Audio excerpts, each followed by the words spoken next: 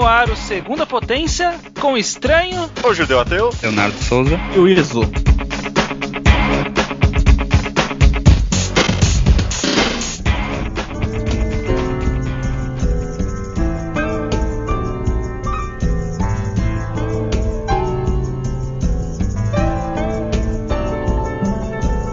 Pois bem, Iso, Leonardo e Judeu, estamos aqui para falar de quadrinhos no Mangá ao Quadrado, não, né? Não. No Segunda Potência. Que isso? Desse programa que é um spin-off do Mangá ao Quadrado, podcast voltado para mangás. Quem No diria? Segunda Potência a gente fala sobre quaisquer outras mídias que queremos. Já falamos sobre jogos, já falamos sobre alguns filmes. E Dança interpretativa.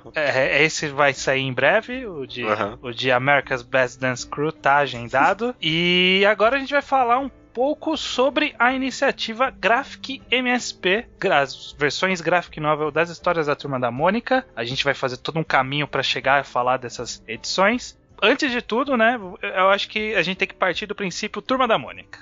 Qual é, Judeu, o seu passado com Turma da Mônica? Você tem algum passado? Nossa, eu tenho muito passado com Turma da Mônica. Quem cara. no Brasil não tem, não é mesmo? Não, mas eu acho que é um pouquinho especial, na verdade. Porque. Não, você não é um floquinho, cara. Tu é muito floquinho, cara.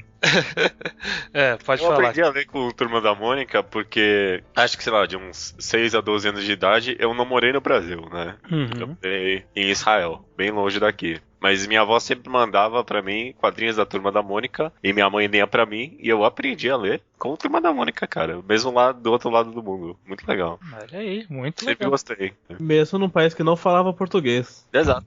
Muito bacana, bacana. Iso, você... É especial, sim. Não vejo É um especial, vai. Vamos deixar ser especial. Obrigado. Bloquinho de neve.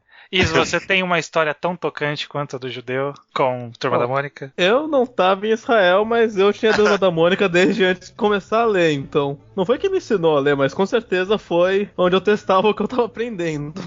Eu tinha uma coleção enorme de... Sabe aquela história do cara que tinha uma coleção enorme de qualquer coisa? Sim. E um dia a mãe pensou, esse cara tá velho demais pra isso e jogou tudo fora sem consultar? Tá. Quando rolou comigo, rolou com Turma da Mônica. O meu foi com cartão telefônico. Eu tava guardando aquela merda, aí eu falei assim, eu não vou expandir isso aqui. Aí minha mãe falou, então vou jogar fora. E jogou fora. Ela tava mudando de casa e ela presumiu, ele tá vendo demais, eu não vai levar isso pra casa nova, né? Que vacilo. Tinha histórias históricas ali que marcaram época. Valia o dinheiro. Talvez, eu não sei valor de Turma da Mônica. Qualquer situação financeira das edições. Se você entrasse na Turma da Mônica do Orkut e falasse o nome de algumas historinhas, todo mundo, caralho, você tinha essa historinha. Você tinha aquela da irmãzinha que morre do Chico Bento? Não. Essa história é clássica das pessoas eu tinha lembrarem o concurso das como Denises. Do qual? Concurso das Denises, que é quando a Denise passa a virar uma personagem. Acho que eu tinha essa também. Eu lembro vagamente. Nossa, que flashback, cara. Leonardo, você é de uma geração um pouco mais nova que a gente, alguns aninhos aí, faz uma diferença. Você teve também contato com Turma da Mônica? Na verdade eu li Naruto antes de ler Turma da Mônica. Ixi. O quê? Sério? É sério. Que legal. Porque eu comecei a ler muito tarde, assim, porque a minha prima tinha bastante, e aí um dia ela cansou, tipo, ela ficou velha, e ela é mais nova que eu. Então eu li, sei lá, com uns 13 anos eu comecei a ler, mas eu nunca fui grande fã, assim, eu li passatempo, assim. Turma da Mônica, você diz, ou Sim, Naruto? Isso. Não, Turma da Mônica. Eu lia também, mas eu lia só de vez em quando, assim, ainda tem umas aqui, nem li todas, eu acho. Então você não teve um passado com a Turma da Mônica. Vai ser interessante a gente ter essa visão diferente. Eu lia também quando criança, como todo mundo aqui, Floquinho Especial. Minha prima, ela tinha uma caixa grande, cheia de gibis, só que ela nunca herdou pra mim, sabe? Tipo, nunca passou adiante, mas eu sempre ia lá e ficava lendo horas e horas. Tinha uma salinha, tipo, a sala tinha um monte de ferramenta jogada e uma caixa de gibis da Turma da Mônica. Eu ficava lá com 6 anos de idade, sentado no meio dos serrotes, lendo a Turma da Mônica, porque era só eu que lia na família, né? Parece que basicamente. E sim, eu li bastante coisa. Eu tinha alguns em casa, eu tinha poucos gibis, eu nunca tive muito em casa. Então os que eu tinha, eu li a exaustão.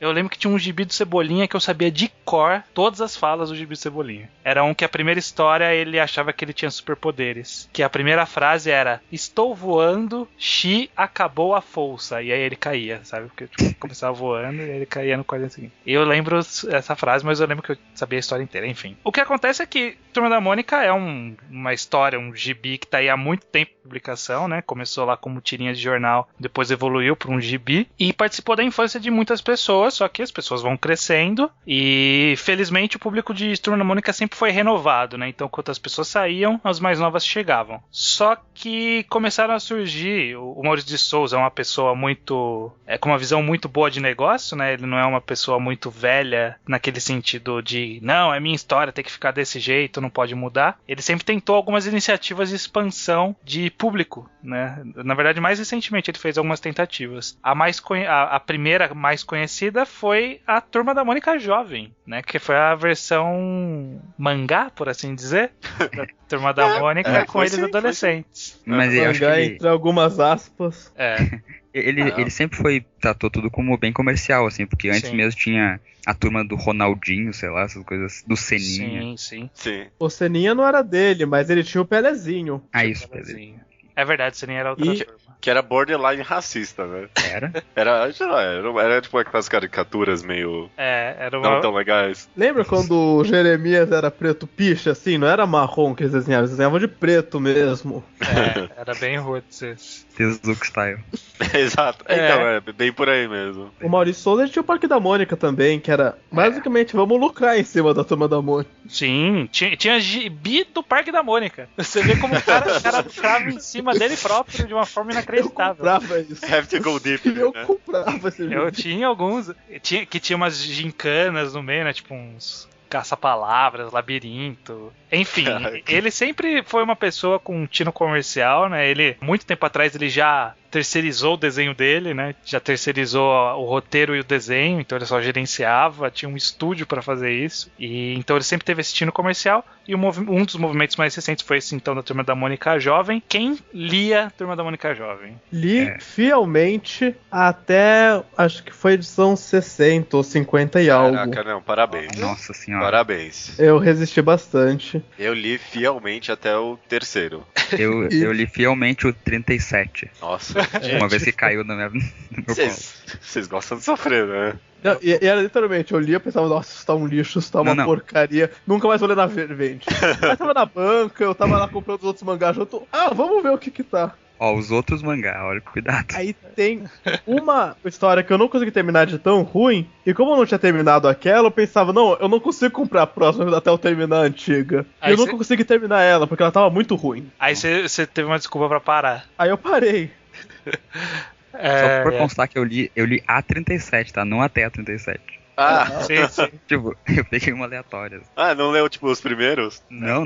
Tipo, eu peguei uma que a minha prima tinha, porque quando ela ficou velha demais pra Turma da Mônica normal, ela comprou a jovem. Sim. E aí eu li uma qualquer. Eu tô guardando a edição número 1 e a edição do casamento, porque eu acho que daqui a 20 anos elas podem valer dinheiro. Então, qual é que foi a dessa da Turma da Mônica Jovem? Qual foi o caminho que eles optaram por seguir? Ele era uma história mais contínua? Tinha alguma coisa... Qual que era o tchan dele? Era só eles serem adolescentes, é isso? Só eles serem adolescentes. Só eles serem adolescentes, tramas adolescentes. A ideia era eles serem mais maduros, eles poderem abordar temas que a turma original não poderia abordar por ter um público muito infantil. Uhum. Então, não assim, isso vai ser muito adulto, mas se eles precisassem mencionar drogas em algum episódio, eles poderiam, porque são adolescentes, faz parte do contexto adolescente. Certo. Mas um monte de criancinha comprou pra ver a turma adolescente, o público-alvo continuou infantil, eles não puderam fazer isso. É basicamente a malhação da Turma da Mônica, né? Porque é pra ser pra adolescente, quem assiste é criança, porque criança quer ser adolescente e adolescente não quer ser adolescente. Isso. Mas mesmo assim eu achei uma iniciativa bem interessante, vamos dizer assim. Porque pelo que eu lembro nos primeiros volumes, eles não sabiam muito bem, nem eles, o que eles queriam com aquilo, né? Os primeiros 2 volumes que eu lembro mais ou menos, pelo menos, é tipo, tentando tirar sarro dos clichês do mangás, mas sendo esses clichês ao mesmo tempo, sabe? Era tipo meio que uma desconstrução maluca de mangá e videogame, cheio de referência pop ultrapassada. É um negócio louco, cara. Com o tempo parece que tipo, eles entenderam o que o público queria, o que o público queria era esse tipo meio romance, né, e tal. Agora, esse monte de chip nesse negócio, né? Chico Bento com, sei lá, moço. Joaquina. Denise, sei lá quem. Vocês não acham que é um pouco preconceituoso esse negócio de estilo mangá? Sem dúvida, né? Sem dúvida. Na verdade, é uma tentativa de abordagem de atacar o público jovem que estava lendo mangás naquela época, né? Porque o gibi para adolescente no Brasil é mangá, porque o Turma da Mônica é para criança e o adolescente não se vê representado, e o de herói é para velho gordo. Então... eu não vejo problema nenhum, na verdade. Eu acho que, tipo, a gente já comenta que mangá não tem formato nenhum, né? É muito variado o gênero do mangá, mesmo lá no Japão só. Mas é um negócio que vem pra cá e parece mais ou menos igual. E faz muito sucesso. Então, eu não vejo problema de tentar se apropriar desse estilo, entre aspas, pra, tipo, tentar vender. Porque se é o que o pessoal gosta, não vejo problema nenhum em tentar copiar. O Maurício de Souza, ele, até onde eu sei, ele tem bastante relação com isso, que ele era amigo do Tezuo, que a mulher dele é japonesa e tal, ou descendente, não sei. E eu acho que, sei lá, ele pegou um pouco só o básico, assim, do mangá. E aí virou, tipo, aqueles como desenhar mangá, sabe? Eu não acho que tem tanta cara de como desenhar mangás, não. Ele acaba tendo uma identidade própria, né? Ele cria uma que nem é mangá, nem Turma da Mônica. É uma identidade própria do Turma da Mônica jovem. Eu acho. Eu tenho uma história real com isso, porque eu ia pra aula e eu levava geralmente 20th Century Boys, Monster, Bakuman, até One Piece de vez em quando. Então eu era meio que o cara que lia mangá na escola. E aí um dia os caras acharam uma Turma da Mônica jovem, chegaram pra mim e falaram, cara, isso aqui é teu, né, e tal, pega aí. Eu falei, não é meu não. E ele, como assim, como não? Tu gosta dessas coisas de mangá aí, não é isso aí? E eu falei, não, cara, é meio diferente e tal. Só que, tipo, pra eles era a mesma coisa, assim. Eu acho que, mesmo que não influencie, meio que representa, assim, essa galera que acha que mangá é tudo olho grande, traço fino, retículo, essas coisas básicas, assim. No final, o Turma da Mônica Jovem, nem sei se ainda tá em publicação, imagino que esteja. Ainda tá. Que volume tá essa porra? Bastante. Dizem que vende pra caralho. Eu já ouvi falar que é o quadrinho mais vendido no Brasil. Eu não duvidaria disso. Mais que Naruto. Mas a versão disso tem pelo menos um ano, então não sei se ainda é o mais vendido. Sim. Deve ser. Provavelmente. O que poderia competir com ele, né? Porque as pessoas compram até só pela zoeira, às vezes. Tipo aquele que saiu que era paródia do Death Note. Muita gente deve ter comprado aquilo. O do casamento. Casamento deve ter vendido um monte porque as pessoas viram, porra, casamento. Não, mas teve um marketing em cima. Tinha propaganda no metrô do Cebolinha beijando a Mônica. Mano, que porra é essa? Não duvido que o casamento seja mais vendido da história deles. Sem dúvida. Não duvido nada. Mas, enfim, outra iniciativa que surgiu um pouco depois... Antes, na verdade, eu acho. Foi antes, será? Acho que não. Não sei, eu acho que foi depois. Foi depois. Tá bom, eu tô errado. Outra iniciativa que surgiu mais ou menos na mesma época, a gente deixa num terreno nebuloso que pode ser antes, pode ser depois. E pode ser num período muito longo de distância entre um e outro, mas a gente finge que é próximo. Outra iniciativa que não temos ideia de quando surgiu. E não importa também. Não interessa, o que importa é que teve uma outra iniciativa, essa cabeceada pelo Sidney Guzman, o cara do Universo HQ, ele era um dos redatores, o cara que comandava o Universo HQ e trabalhou bastante no mercado editorial. Ele foi contratado lá pela MSP, que é o Maurício de Souza Produções, e ele fez um encadernado especial para comemorar os 50 anos, né, do Maurício de Souza, na verdade de trabalho do Maurício de Souza, né, ele já estava mais velho do que isso, que ele chamou de MSP 50, que era o Maurício de Souza por 50 artistas diferentes, 50 quadrinistas nacionais que eles chamaram. Tinham o pessoal de Charge, né, que é o que é mais conhecido no Brasil por nome, né, tipo Laerte, o Orlandelli, Angeli, e teve alguns outros quadrinistas que são famosinhos no meio de quadrinhos especificamente, né, como, sei lá, o Fábio Yabu, como os Gêmeos, né, o Fábio Moon e o Gabriel Bá, o Ivan Reis, que desenha para os Estados Unidos, lá acho que é para DC que ele desenha. Curiosamente, essa publicação depois ganhou nota máxima no Universo HQ, né? Então, o Sidney Guzman ele sempre falou que ele preferia evitar fazer resenha das coisas que ele criava.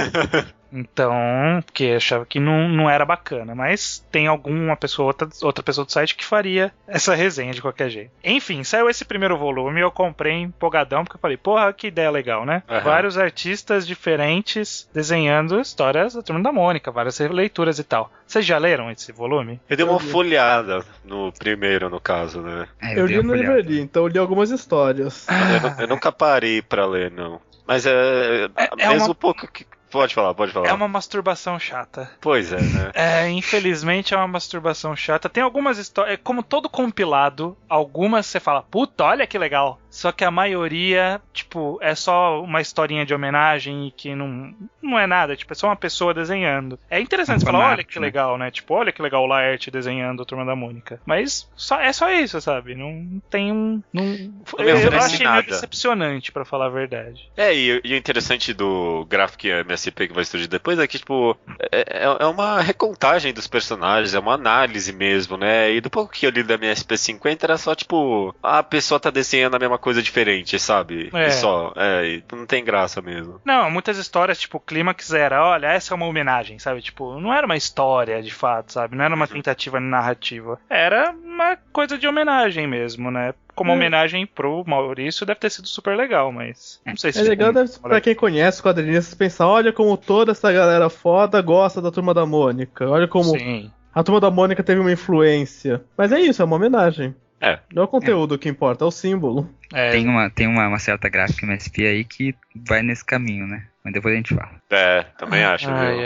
Já vamos... Eu sei o que vocês vão falar, enfim. Mas o Maurício deve ter sido bem legal, deve ter colocado na geladeira. Não, tanto deve ter sido legal que resultou em outras 2 edições, né? Mais 50 e outros 50, nem lembro qual que é o nome do último. Mais outros 50. E no Ouro da Casa. O Ouro da Casa eu não li. Você chegou a ler isso? Não. O Ouro da Casa, eles eram histórias desenhadas por criadores do estúdio, né? Sim, gente do próprio estúdio fazendo a mesma coisa. Caraca, mas aí é masturbação demais, né? Você já faz o negócio. Mas era pra pessoa ser mais autoral e tal. Esse eu não cheguei a ler, eu fiquei interessado até em ver, exatamente. Mas... Eles devem ter eu não li, mas deve ter uma grande lista de limitações, de coisas que eles não podem fazer na Turma da Mônica, que deve ser legal. O que só eles criariam se eles não tivessem essa algema? Exatamente. De qualquer forma, esse MSP50 e suas edições seguintes acabou acendendo a ideia do Sidney Guzman de propor pegar autores que acabaram participando desses compilados e propor para eles fazer uma história de um personagem específico do jeito deles. Então, falava, olha, você vai fazer uma história do astronauta e você pode fazer o que você quiser. Só tinha algumas restrições do Maurício de Souza, né? Tipo, não pode fazer nada com Horácio, porque o Horácio é dele. Se eu não me engano, não pode sexo e não pode morte. Tirando essas 2 coisas, pode fazer o que você quiser. É tipo a Shonen Jump. Nada, tem morte na Shonen Jump, cara. É verdade. E tem sexo. E tem sexo também, se você quiser, né? Se você for pensar bem. Enfim, isso acabou resultando no anúncio e na publicação dos 4 primeiros volumes da coleção gráfica MSP, que foram Astronauta Magnetar, Turma da Mônica Laços, o Chico Bento Pavor Espaciar e o Piteco Ingá, né? Todos esses saiu nessa ordem que eu acabei falando. Todos esses volumes que saíram, eles tinham versão pra banca, né? O Sidney Guzman, em várias entrevistas dele, ele fala que ele brigou pra fazer os quadrinhos irem pra banca, que é pra onde o público casual acaba encontrando esse tipo de história, né? Que se colocasse só dentro de livraria e de comic shop ia restringir um pouco o público, né? Então, você colocar uma graphic novel com desenho diferente, com uma capa dura ou com tamanho maior, acaba chamando a atenção de alguma pessoa casual na banca. Como a gente viu aqui, todo mundo tem alguma história com a Turma da Mônica, né? Então todo mundo, mesmo que não tenha lido, já tinha ouvido falar em algum momento da vida. Então era um caminho de você atingir o público, garantir que eles estivessem em banca. Da mesma forma, todos tinham uma edição de capa dura e uma edição de capa cartonada. Quem quisesse gastar um pouquinho mais para ter uma edição mais bonitinha, que nem eu, comprava de capa dura. Exato. Eu achei isso uma iniciativa muito boa, porque às vezes, tipo, um mês tu tava um pouco mais de dinheiro, daí tu podia comprar uma. Sim. E tá certíssimo em atacar a banca, viu? Eu não sei, parece que o pessoal tem desprezo com a banca, eu não sei. Mas aqui deu certo, pelo menos, porque saiu a última que saiu foi do Penadinho, né? Ontem eu vi na banca e eu falei, acho que eu vou comprar amanhã. E aí não tinha mais hoje. Olha aí, hein? Então, tipo, vendeu bastante. É uma banca que sempre repõe lá os quadrinhos e não tinha mais. Então, pelo jeito, tem vendido, né? Que interessante. O que vocês acharam dessa iniciativa quando vocês ouviram falar? Olha aí, autores lançando quadrinhos da Turma da Mônica. Dessa vez não esse compilado de histórias curtas que nem sempre vão a algum lugar. E sim agora uma história contínua, fechada e tudo mais. Eu achei muito legal e não fui atrás pra ler. Eu demorei, tipo, eu achei, nossa, cara. E me recomendaram principalmente esse Magnetar. Quando saiu, o pessoal amou, né? Mano, ó, compra esse astronauta Magnetar. E astronauta super no espaço, muito da hora. História recontada. Eu falei, nossa, meu, parece ser muito legal isso. E nunca li. Até você falar, vamos fazer esse podcast aí. Aí eu resolvi comprar pra ler mesmo. E é bom mesmo. Eu me arrependi de não ter ido atrás. O que você pensa sobre isso, Leonardo? Eu sempre gostei de essas fanarts mais, por exemplo, aquele Pokémon realista, essas coisas assim que sempre tem na internet. Quando eu vi essa ideia, eu percebi que era meio que isso, tipo o Batman do Nolan, assim, que é uma coisa que eu gosto bastante. Hoje em dia tá bem comum isso. E aí eu já procurei pra ler, porque foi bem na época do Natal, se eu não me engano, que lançou. Eu já procurei pra pedir de Natal e já li no mesmo dia que eu ganhei. E gostei bastante do Magnetar, né? Que saiu o primeiro. Você, Iso? Gostei bastante da iniciativa de outras maneiras de se ler os mesmos personagens. Eu não sabia que ia sair isso. Eu tava uma vez na Livraria Cultura pra comprar algum gibi de herói. Vi o Magnetar e eu pensei, eita porra! Pega de surpresa. Existe. Caraca, mas você viu o Magnetar e se associou com o astronauta da Turma da Mônica? É que tem o Bidu na capa, né? Tava segundo o Bidu. Aí eu olhei, esse conceito existe? Is this real life? Então. Essa é uma coisa interessante. Eu primeiro contado pra comprar outra coisa, eu comprei o Magnetar. Acho que essa outra coisa eu não comprei até hoje, nem lembro o que era. É até engraçado, né? Porque, assim, quadrinho no Brasil, pro público não especialista, né? Que não vai atrás do tipo de quadrinho publicado nacionalmente, basicamente se resume a charge de jornal e Turma da Mônica. É tudo que as pessoas conhecem, né? Então, qualquer coisa que difere muito desses dois estilos, sendo uma publicação nacional, faz a gente meio que olhar e falar assim, caramba, tem até disso no Brasil?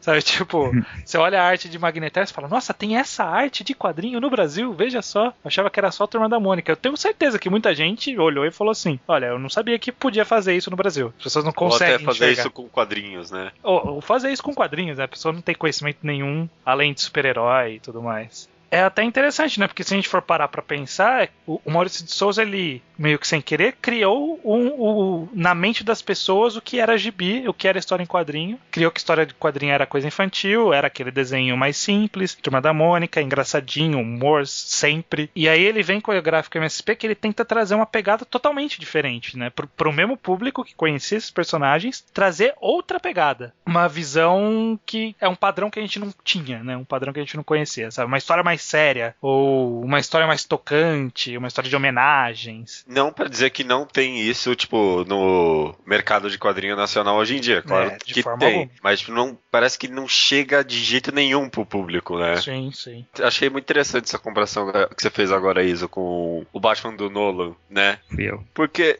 no fundo... foi você, Leonardo? Desculpa. Essa comparação que você fez agora, Leonardo, com o Batman do Nolan. Vai ficar o Iso, né, na edição. E recuso, eu dou os créditos ao Leonardo. Você não é o Maurício de Souza, né? Que pega os créditos pra você.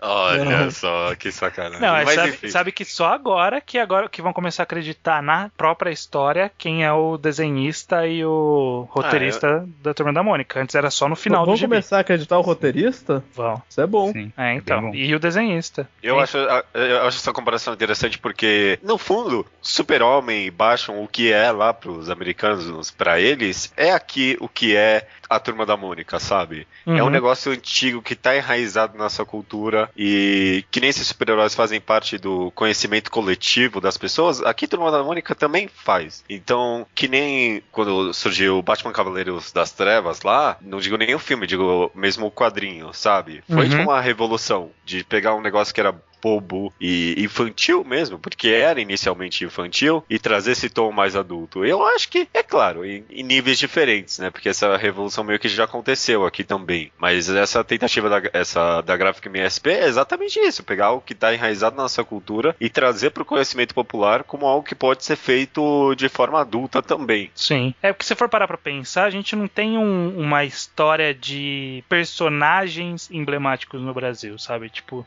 nem a nossa cultura, de forma geral, folclore, tem personagens que, tipo, tem histórias que são bem feitas sobre a nossa cultura, sobre o universo nacional. A melhor retratação do universo nacional que a gente tem é novela, sabe? E o Auto da Compadecida. E o Auto da Compadecida, né? Tem algumas séries da Globo. É o máximo que a gente tem de representação de uma cultura que é popular. E a Turma da Mônica, ele acaba servindo pra mídia de quadrinhos como essa ponte justamente que o Judeu falou. De todo mundo conhece, sabe? Todo mundo sabe quem é o astronauta, quem é a Mônica. Mesmo que não tenha lido. Já ouviu falar, viu em uma vez ou outra uma imagem, viu uma maçã vendendo na banca que tinha o símbolo da Turma da Mônica. Não tem brasileiro que não sabe que Magali gosta de comer, Cebolinha troca o R por L, né? Cascal não toma banho, todo mundo sabe disso. E é interessante então pegar essa ideia e dar essa modificada e colocar de volta no nosso imaginário com uma nova visão. É a única coisa que daria pra se fazer uma iniciativa similar, sabe? Tipo, vamos reinventar algo que é popular. Não dá pra você reinventar a Malhação, sabe? Sei lá, tipo, sabe? O gibi do Cabeção. Não tem como, sabe? Mocotó. Do André Marques, que fez o Mocotó. Embora tenham feito o gibi do Didi jovem, estilo mangá. Essa tentativa fizeram. Sério isso? Didi e Lili, não era? Caraca. Era. Didi Obrigado, internet, jovem estilo mangá. Eu não lembro se tinha o jovem, essa parte eu improvisei. Era o Parece Didi. Tartarugas Ninja, tá ligado? Era Tartarugas Didi, Mutantes. Didi e a filha dele. Uma coisa que eu achei, mesmo tendo essa coisa de meio desconstrução da Mônica, eles ainda não foram muito pretensiosos, assim, de querer fazer só pra adulto, que, uma coisa super dark e tal. Eles ainda, pelo tino comercial do Maurício, eles mantiveram as coisas que criança também pode ler. O Laços, por exemplo, ou o Pavor Espacial, as pessoas podem ler, todo mundo, não é uma coisa fechada que nem talvez Dark Knight seja um pouco.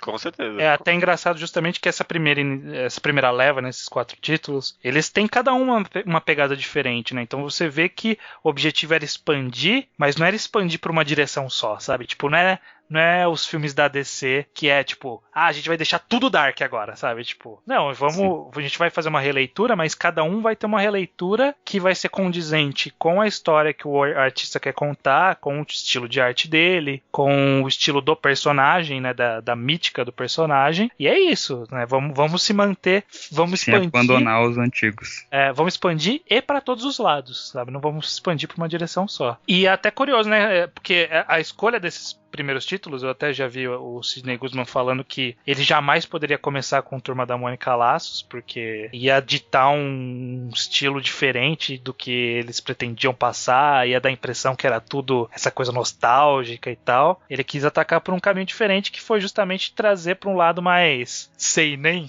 por assim dizer, da Turma da Mônica, que é pegar uma história de um personagem que é adulto, né, nas histórias, né, que é o astronauta. Vamos até começando a falar deles. Todo mundo aqui leu Astronauta Magnetar, a primeira história? Eu li. Li sim. Qual foi a sua impressão inicial depois que você encontrou na livraria e levou para sua casa e leu isso de Astronauta Magnetar? Eu achei muito bom, porque o astronauta, uma coisa que é sempre o tema dele e nunca é o tema dele, é o isolamento dele. Uhum. Que toda a história menciona o fato de que ele tem um monte de gente que ele não vê, a mulher que ele não casou, que ele sempre menciona. Uhum. Mas é tudo um tema muito light pra você pensar, nossa, esse aí é um cara solitário. Porque ele sempre pousa no planeta e tem aqueles aliens, ele faz amizade com os aliens. E ele nunca soa como solitário, embora ele sempre explique que ele é. Aí foi uma história que é pra mostrar justamente isso, é só o astronauta lá. Sim. Uhum. Só o astronauta na puta que o pariu, vivendo com ele mesmo, tentando voltar desesperadamente. Deu uma merda, ele ficou isolado de verdade, agora não tem como voltar mesmo. Sim. Né? né, na história. Eu acho que eu gostei bastante do fato que não é uma desconstrução do astronauta, sabe? É uma recontagem. É diferente, sim, sabe? Porque, astronauta, mano. Eu não lembro um pouco do astronauta do Turma da Mônica, sabe? Que porra é um astronauta, sabe? Mas mesmo assim, mesmo eu lembrando tão pouco, eu ainda senti que manteve-se muito fiel ao personagem, sabe? Sim. Eu lembrava vagamente que ele, tipo, tinha uma família na Terra e que tinha essa garota que acabou não ficando com ele no final, porque ele vivia viajando, sabe? Eu lembro de umas histórias assim, e eu relendo não, no caso, né? Lendo Magnetar, eu, tipo, senti, é o astronauta mesmo ali, sabe? Sim. Aliás, acreditando aqui, né? O Astronauta Magnetar foi desenhado e escrito pelo Danilo Beruti. Ele já tinha ele era relativamente conhecido no meio dos quadrinhos, mas ainda assim ele não era conhecido pelo público popular, justamente porque ninguém é conhecido pelo público popular, né? Então ele que tinha a Bando de Dois, tinha lá o Necronauta, aí depois que ele fez o Magnetar, ele fez lá aquele São Jorge, que algumas pessoas gostaram, outras não, eu ainda não li, porque eu achei a edição da Panini meio porca. Vou esperar uma edição encadernada mais bonitinha. Mas ele resolveu então seguir essa pegada de, olha, vamos pro cerne da solidão do astronauta. Vamos retratar exatamente isso. E o que eu gosto nas edições do Graphic MSP, e o Astronauta Magnetar, ele cai nisso também, é que é uma coisa que a gente quer contar, sabe? Tipo, eu quero falar sobre o isolamento do astronauta. E por existir essa mítica já do conhecimento popular, não precisa se fazer a origem do astronauta e como que ele foi parar no isolamento, sabe? Não. Não, a gente já sabe que ele é um astronauta, dá umas dicas uma ou outra falando, olha, ele tá isolado e tal. Leonardo, você que não conhecia muito o Turma da Mônica, você conhecia as histórias do astronauta? Eu não lembro muito de histórias dele, mas eu só lembro da cara dele. E, na verdade, eu nem sabia que ele era um adulto. Eu fiquei meio impressionado com isso. Porque ele é igual a todos os outros, né? Na primeira história que eu li do astronauta, eu achei que ele era o Franjinha. Exatamente. Por isso eu lembro da primeira história. Eu lembro disso. Ele viajou no tempo. E aí ele virou astronauta no futuro. Caraca, mano. Plot twist. Ia ser louco, hein? Me chama, Maurício Souza. História pro Astronauta 3. Ou pro Franjinha 1. Ou pro Franjinha 1, Olha aí. Franjinha Origens, né? Franjinha ano 1. Isso ia ser bom. Mas você então não conhecia muito do astronauta. Qual que foi a sua impressão de conhecer uma história do astronauta? Eu não... A coisa da menina, por exemplo, eu não fazia ideia. Nem sei quem é aquela menina, mas na história eu entendi o que ela significava. Mas eu gostei mesmo porque a história é bem feita. Ela é bem fechadinha. Me lembrou até um pouco o Robocop, assim, porque ele foca num tema e a última frase que ele fala no quadrinho é, tipo, a resolução do tema, assim. Então é do começo ao fim um arco bem montadinho. Muito interessante. Isso, gostei mais da história do que referência, qualquer coisa assim. Eu acho que eu concordo com você. Mais do que, tipo, qualquer recontagem, qualquer coisa, é simplesmente uma boa história, sabe? É uma boa história, cara. É interessante. Eu não compraria se não fosse Graphic MSP, pra ser totalmente honesto. Mas se caísse no meu colo e eu lesse, nossa, cara, é muito legal, sabe? Ele é uma história boa fora de tudo, né? Sozinha ele é uma história. Per se, ele é uma história boa. Tem uma quadrinização que eu achei bem interessante. A parte que mostra a rotina e aí vai repetindo os quadros, né? Normalmente eu acho isso meio cafona, mas aqui bateu bem, porque logo em seguida ele jogou uma página impactante, sabe? Sim, achei que caiu bem. Acho que ele usa muito bem as página dupla, assim, porque algumas outras histórias não usam tanto, mas ele não usa muito, mas usa só quando é necessário, assim, e dá um impacto bom na leitura. O Danilo Beruti, ele é muito bom. Eu gosto da arte dele, essa arte mais realista, mas ao mesmo tempo não 100% realista, tem as suas loucuras e tal. A cena do Magnetar em si, a gente pode dar spoiler aqui? Pode, né? Sem muito, né? Vamos tentar não... Tá. A cena que aparece o espaço, eu achei um pouco simplista demais, assim. Porque ele fala, nossa, como isso é bonito. E aí eu olhei, tipo, ok, não é tão bonito assim, né? É tipo, não é tão bonito. Ok, né? É nada demais, né, astronauta? Eu achei... Mas o resto da arte é boa. Só essas partes mais que eram pra ser mais megalomaníacas, eu achei meio contidas, assim. E logo em seguida, e aí foi parte do movimento, o Astronauta Magnetar ele foi muito bem recebido, né? Na época do seu lançamento, as pessoas caíram de amores, porque é o que a gente falou, né? Uma quadrinização legal, é uma história bem contada e é um personagem do imaginário, né? Tá trazendo toda essa novidade e funcionou bem começar com ele. E logo em seguida ele já veio com os 2 pés no peito da nostalgia das pessoas, que a segunda edição foi justamente a Turma da Mônica Laços, desenhado e escrito pelo Vitor Cafage e pela Lu Cafage, 2 irmãos. Ele é o artista de Valente, né? Ele que desenha o Gibi Valente, que eu conheci obviamente depois também de Turma da Mônica Laços, e adorei, gostei bastante de Valente. Ele tem o Valente em si, ele tem uma pegada meio adolescente, meio nostálgica. Ele é meio que da minha geração, então bateu legal. E aí Turma da Mônica Laços, ele vem justamente como uma história feita de alguém dos 20 e poucos anos, que conheceu a Turma da Mônica lá nos anos 80, nos anos 80 não, né? Nasceu nos anos 80, lá nos anos 90, conheceu a Turma da Mônica, e aí tem essa mistura Turma da Mônica e referências dos anos 90, que foi culminado em Turma da Mônica Laços. Todo mundo leu? Sim. Sim. Isso, o que você achou de Turma da Mônica Laços? Você que é um fã de filmes também e que tá cheio de referência a filmes dos anos 90 aqui e tudo mais. Referência a filme, eu tive essa impressão, aí eu comentei com os amigos que não sei que consenso, eu li, eu lembrei de Stand By Me na hora. Uhum. E não porque a história é parecida com Stand By Me, mas porque a pegada da aventura infantil, sim, meio crianças nunca vão fazer isso ao mesmo tempo, mas poderiam fazer isso, dá muito essa pegada. É meio Goonies também. Meio Goonies. Tem referência ao filme, tem muita referência interna à própria turma mesmo. Sim. Esse é o quadrinho mais de homenagem, né, de todos, eu diria. Que ele é o que bem mais... na nostalgia mesmo. Eu não gostei, não. De Turma da Mônica Laços? Olha a polêmica aí, né? Pois é. Só justificar, quem de repente não conhece, né? Turma da Mônica Laços foi uma história da Turma da Mônica em que os 4 personagens mais conhecidos, né? Cebolinha, Cascão, Mônica e a Magali vão... 4 principais vão procurar o Floquinho, que é o cachorrinho do Cebolinha que sumiu, né? E eles saem numa aventura pra achar o cachorrinho. Então, eu não gostei. Por quê? Acho que Hã? Não tem coração. Eu não tenho coração. Começa aí. Segundo, eu talvez tenha um quê de expectativa aí, porque depois de ler Magnetar, talvez eu esteja esperando algo um pouquinho mais sério. E eu li esse Turma da Mônica Laços, e a sensação que eu tive no final é que, apesar de um ponto ou outro que talvez não, mas no geral, é uma história que eu, leria na Turma da Mônica, sabe? Só que foi desenhado com uma arte mais realista. Pra mim foi isso, sabe? Foi uma história da Turma da Mônica, que jogaram uma arte muito boa em cima, claro, né? Não vou de forma alguma negar isso, com uma quadrinização interessante também, efeitos muito bons, mas da história nada me apetitou, assim, sabe? Achei bem whatever. Aliás, menos do que whatever, eu achei um pouco desconfortável de ler essa história. Sério, cara? Acho que realmente você não tem coração. Acho que a definição mais correta é a ausência de coração mesmo. Porque, por exemplo, sabe uma coisa que eu sempre achei bullshit? Era aquele negócio que a Mônica sofre bullying na Turma da Mônica, sabe? Esse negócio meio politicamente correto. Só que lendo essa história, por jogarem uma arte realista, eu me senti muito desconfortável com, o Cebolinha e o Cascão chamando ela de gorda dentuça e não sei o quê. Porque, parecia uma pessoa de verdade ali agora, sabe? Mano, não é legal isso, sabe? Eu fiquei vendo aqui e, nossa... Ela bate neles de volta. Mas mesmo assim, né, São crianças, cara. Mas eu me senti meio ofendido. Não gostei não, cara. Achei bem... Eu sofria bullying e ficou triste. Então...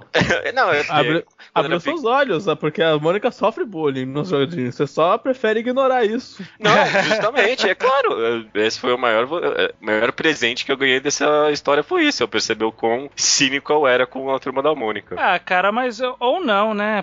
Dá pra enxergar como coisa de criança? Será que a gente vai entrar nessa discussão?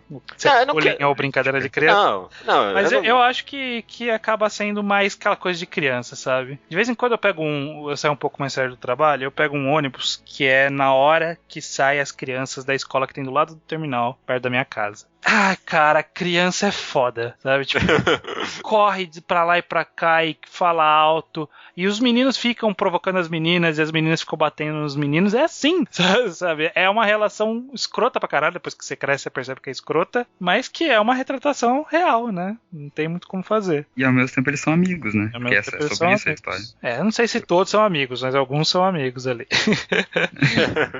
Mas eu acho que é bem... Eu gosto da história. Eu gosto principalmente da parte da arte que eles fazem de flashback, né? Aquela arte do Cebolinha conhecendo o Floquinho, eu acho muito lindinha aquela... Achei brega. Ai, caralho. Cara, eu juro que eu não tô tentando odiar, tô dando a minha opinião de verdade aqui. Eu não gostei dessa história. Nossa, que cara chato. Desculpa, continue aí, eu não vou falar mais nada sobre esse laço, não se esquece. Então tem as suas opiniões aí. Não, eu acho que a arte tá bem feita. O que você acha da arte, Judeu, fora dos flashbacks? É boa. É muito boa, cara. Eu gostei bastante. Eu falei, eu acho a arte interessante. Vários efeitos de quadrinização bons. Eu gosto da parte em que todo mundo vai falando o que quer levar pro acampamento, sabe? E aí ele põe vários quadradinhos, um do lado do outro. É o tipo de coisa que eu viria na Mônica em, sei lá, 4 tiras compridas, sabe? E aí que ele pegou e juntou tudo bem legal. É muito boa a arte, eu gostei, sim. O efeito do cabelo do Cebolinha é fantástico, né? Os 5 fiozinhos. O fogo também é muito bom. Nossa, eu não reparei nisso muito, não.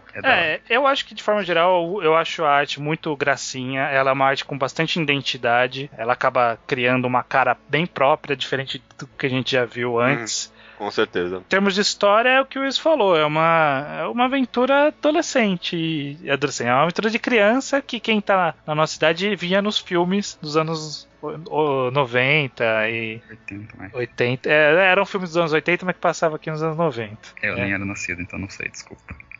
Leonardo, o que você achou? Eu acho que essa é a mais acessível, assim, para todos os públicos. Porque é sobre a Turma da Mônica em si, então as pessoas se identificam mais. Tanto que eu dei de presente pra um primo meu, eu li pra minha sobrinha de 6 anos, ela gostou. Sim. Então é bem acessível pra quem tem coração, né?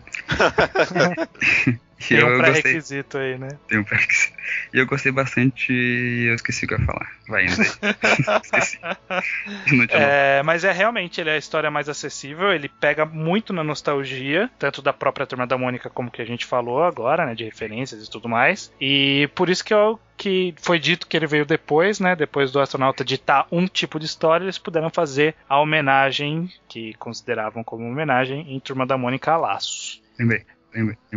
Fala aí, antes da gente pular. Que eu gostei de... Que nas outras as referências às vezes eram meio forçadas, assim, que era só pra ser referência. E nessa o roteiro... As referências estavam bem no roteiro, tipo a história deles, dos tênis deles, o próprio... Só ter o sapato de Cebolinha, né? Todo mundo tá sem. As coisas as referências, tipo a Magali só come, e aí isso se torna... A barriga dela vira uma arma no roteiro, então eles sabem usar bem, não é... Eles fazem o roteiro em cima da referência e não o contrário. Isso deixa mais natural a história. Realmente, é um bom ponto mesmo. Eu achei que você ia concordar comigo, Leonardo. Quando você falou que tem um quadrinho no meio que é só homenagem, eu pensei, pelo menos alguém vai concordar comigo. Não é esse. Não, estou sozinho. É só homenagem, mas é um roteiro decente, pelo menos. Eu acho que a gente vai falhar nessa parte, porque o próximo quadrinho é o Chico Bento Pavor Espacial. Alguém aqui leu? Eu li. Então ótimo, porque eu não li. Eu realmente não fiquei muito empolgado, porque me pareceu mais do mesmo. Na verdade, sim, contado de uma forma interessante, né? Eu sei que o artista, ele tem uma pegada diferente, né? Qual que é o nome do cara? É o Gustavo Duarte? Gustavo Duarte. O Gustavo Duarte, ele tem essa pegada de quadrinho, de humor gráfico e tudo mais. Eu sei que ele fez aquele Monstros. Ele tem esse tipo de pegada, mas ao mesmo tempo não me chamou muita atenção. Então eu nunca fui atrás pra ler. Qual é que é de Chico Bento, Pavor Espacial, Iso? Você que leu também. É bem focado pro humor. Os aliens sequestram o porco do Chico Bento e eles levam buscar o porco. É o contrário, eles sequestram o primo e ele e o porco vão buscar o... Nossa, confundi. Ou será que você estava chamando o primo de porco?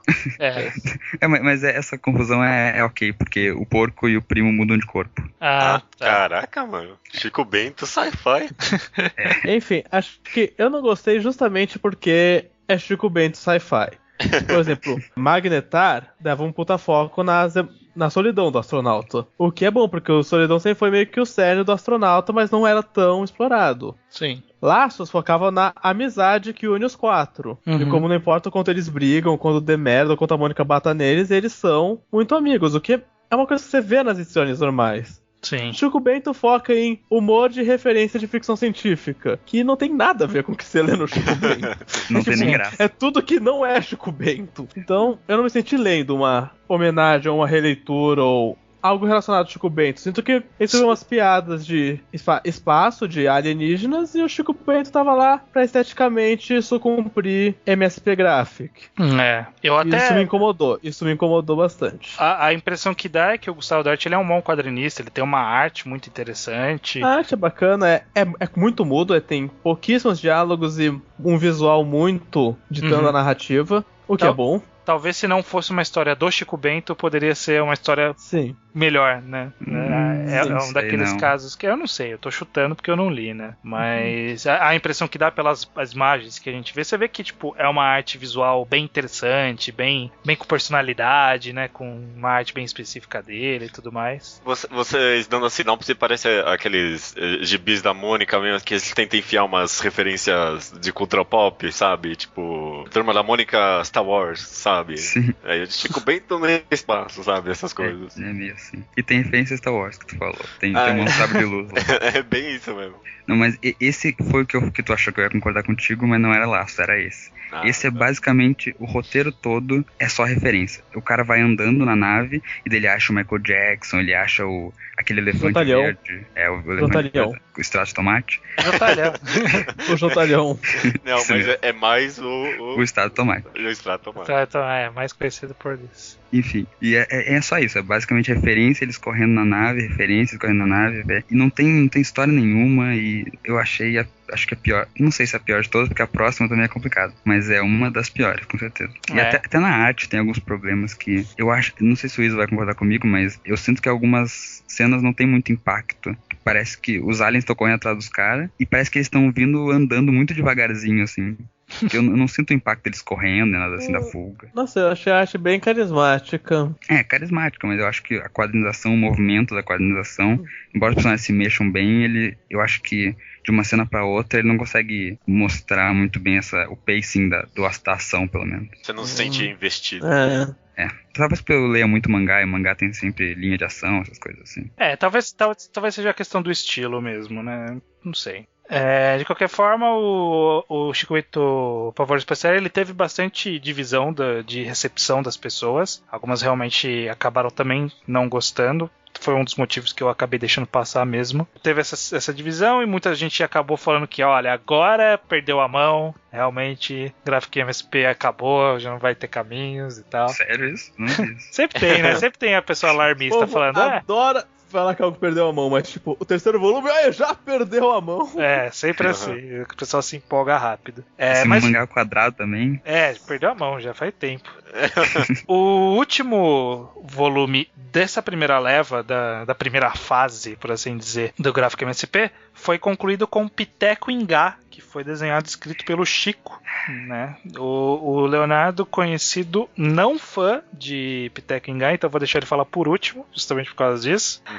Judeu, o que você achou de Piteco Ingá? Sobre o que é, dá uma sinopse bem curtinha e fala o que você achou de Piteco Ingá. Ok, Piteco originalmente na Turma da Mônica era histórias, comédias curtas, né? Nunca foi um personagem muito recorrente na Turma da Mônica sobre o mundo na pré-história, né? Sim. Tem o Piteco, tem a namorada, a esposa dele, como é que era o nome mesmo? Uga, que contava o relacionamento entre eles. Hã? Tuca, isso mesmo. Tuga. Tá difícil. Tá difícil mesmo. E é que eles fazem uma recontagem bem ambiciosa, né? Cria todo um universo, cria umas tribos, a Tuca é na verdade uma feiticeira, né? Tem uns guerreiros.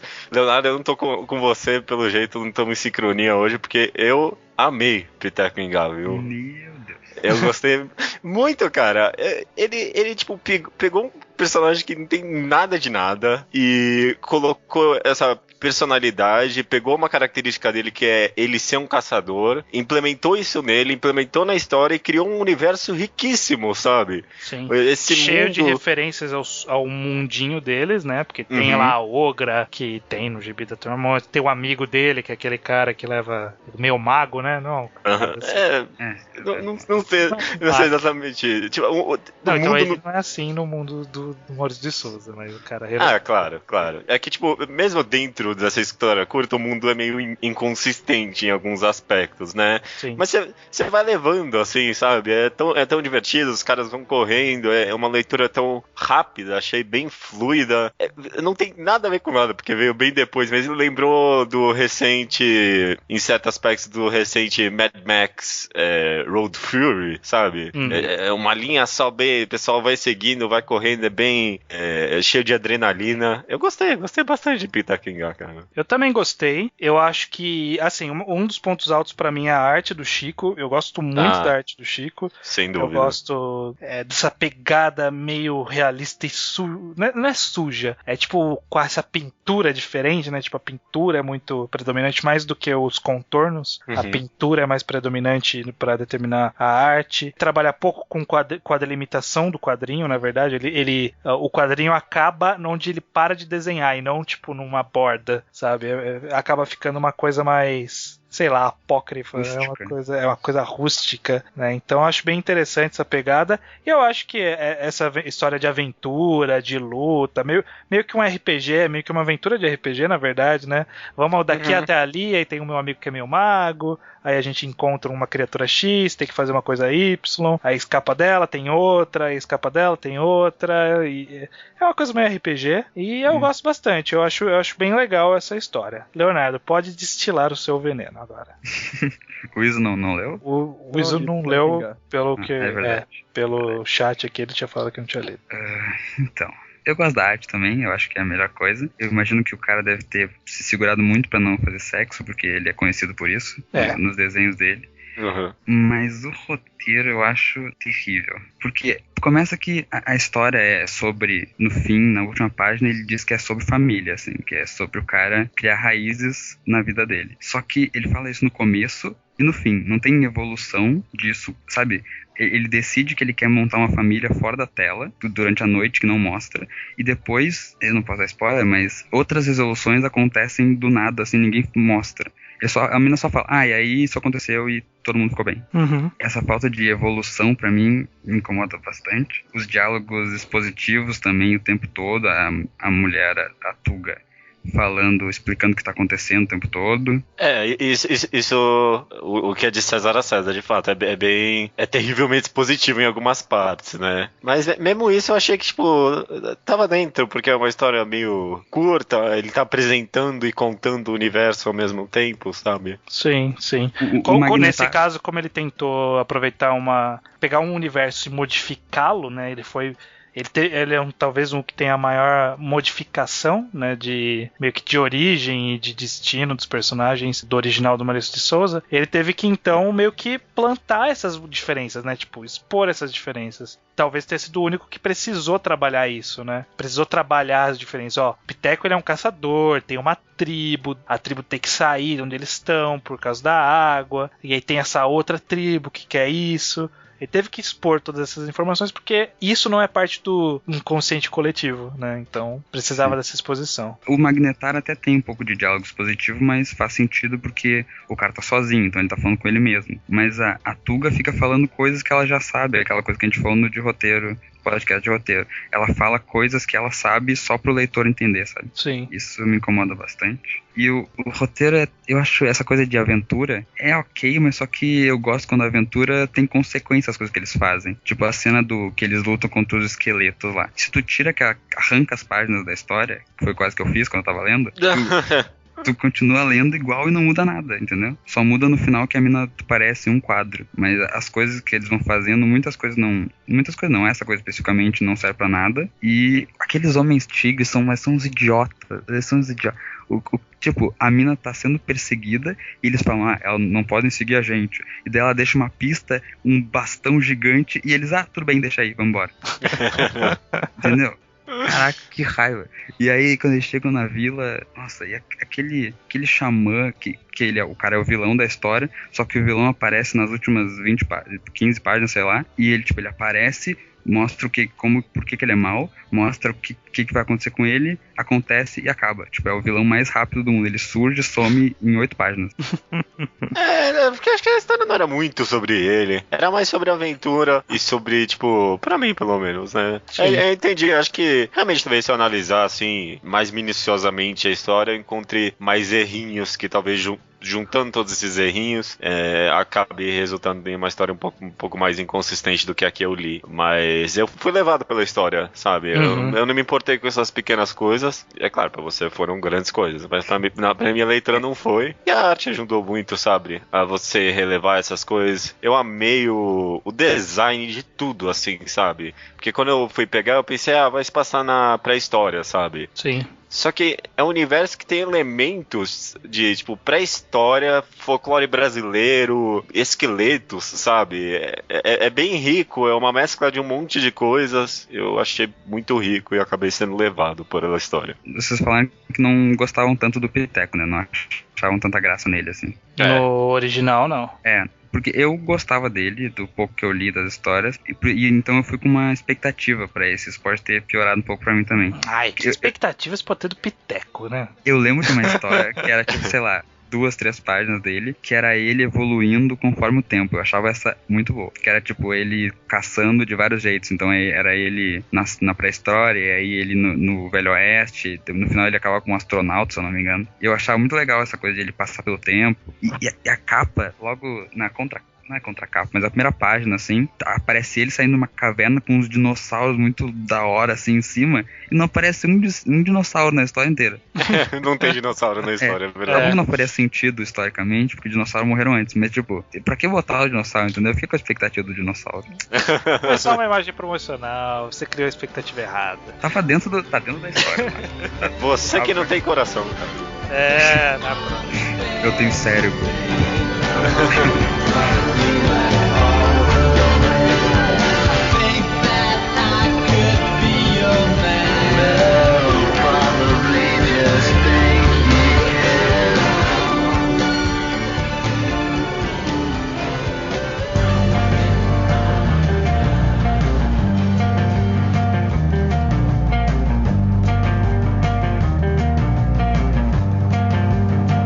Terminada a primeira fase do Graphic MSP, foi feito um anúncio, se eu não me engano foi no FIC, eu não lembro agora se foi onde que foi, acho que foi no FIC do ano de 2013, foi anunciado quais iam ser os próximos volumes do Graphic MSP. Né, foi anunciado no estilão anúncios de Comic Con da vida, sabe? A galera vibrando quando via as imagens e tal. Os anúncios foram Turma da Mônica 2, Astronauta 2, teve até um trailerzinho desses dois. E aí teve imagens promocionais de Bidu, Turma da Mata, Papacapim e Penadinho, né? Essas foram as que foram anunciadas nesse evento, né? Posteriormente foi anunciado que ia ter do Louco também. Mesmo anunciado tudo isso, o que a gente teve lançado primeiro, o primeiro volume dessa segunda fase, foi Bidu Caminhos, desenhado pela dupla Eduardo Damasceno e Luiz Felipe Garrocho, que eu já conhecia dos Quadrinhos Rasos. É excelente os Quadrinhos Rasos, eu já tinha visto na internet. Eles pegavam trechos de músicas e faziam um quadrinho do trecho de música, tipo, usando as frases do trecho de música como narração ou diálogo do quadrinho. Só que ele mudava totalmente o contexto, era muito interessante. Fica a sugestão, quem quiser tá na internet tudo de graça, só procurar Quadrinhos Rasos. Mas aí a gente teve Bidu Caminhos. Todo mundo leu esse? Sim. Não, eu não li nada a partir de agora. Ixi, então pode ir embora, né? Vacilo. Isa, então, que ficou de fora do último. O que você achou de Bidu Caminhos, essa história de origem do Bidu, né? É basicamente um Bidu Origins. Esse é mesmo. O que você achou? Eu gostei porque o Bidu, eu sempre achei uma coisa muito louca no Bidu da Turma da Mônica, que é assim. Meio que tem vários Bidus. Às vezes tem o Franjinha, ele tem um cachorro nessa história, esse cachorro é o Bidu, e o papel dele é ser um cachorro do Franjinha. E às vezes tem a história que tá ele e a galera dos cachorros fazendo coisas de cachorro no ponto de vista dos cachorros. E às vezes tem as histórias que ele tá lá interagindo com a pedra, com o Bugu, e é umas doideiras que não tem nada a ver.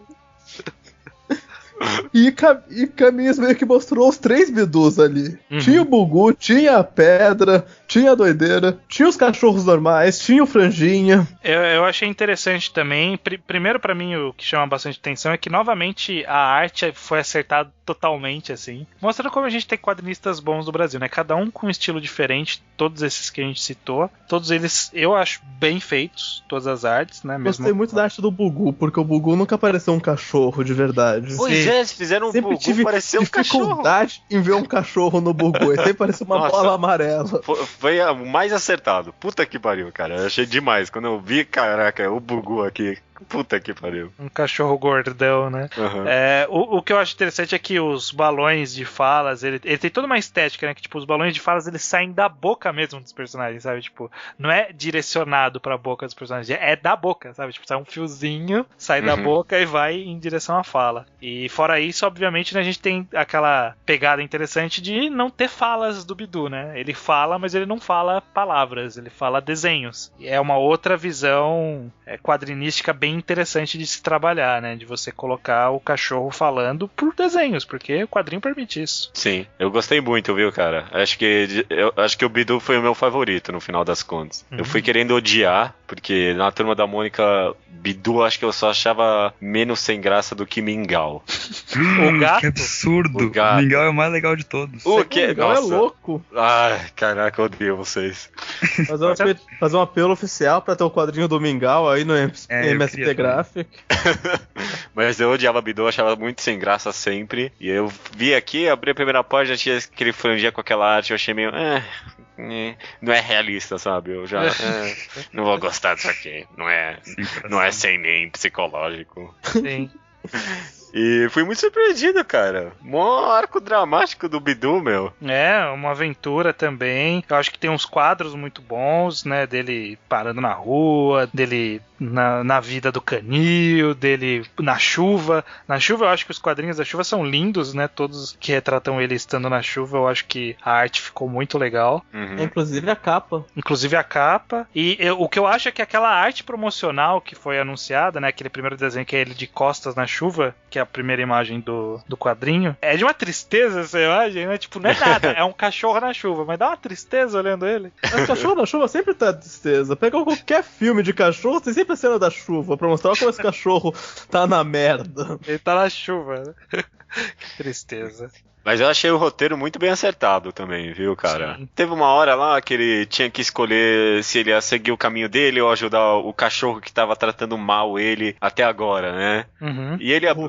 É um pequeno spoiler, mas não vai estragar a história. Mas ele abandona o cachorro, sabe? E, tipo, eu achei que criou uma complexidade no personagem ali. Porque você viu que ele meio que tomou uma decisão errada, sabe? E aí depois ele fica meio de consciência pesada. É simples, sabe? Mas dá uma tridimensionalidade pro personagem que eu nunca imaginei que ia ver no Bidu, sabe? Curioso, bem curioso. Eu gostei bastante de Bidu também. Achei que foi um bom acerto. Foi uma boa história pra começar, né? Novamente, como a gente sempre falou, cada um tinha uma pegada diferente. Essa aqui foi uma pegada que talvez tenha se aproximado mais da parte do Laços, só que tirando a ideia de referência, nostalgia, assim, na ideia de, tipo, uma história mais de uma aventurinha cotidiana. Uma história boa, né? Uma história boa. Uma aventurinha cotidiana. Tem uma coisa muito de referência interna que é a gente ir reconhecendo os personagens. Sim, isso é legal. Quem nunca leu Bidu na vida pode ler porque é uma história que começa do zero. Você não precisa conhecer aquelas pessoas. Mas você vê cada ponto, você vê, essa aí é a Dona Pedra, esse aí é o Bugu, esse aí é o Rufius. São todas pessoas que vão fazer parte do universo do Bidu no futuro. Eu senti falta do Manfredo. Não lembro quem era o Manfredo. É o cachorro. O Manfredo era o contra-regra, né? Que não sei como eles conseguiram encaixar o Manfredo nisso.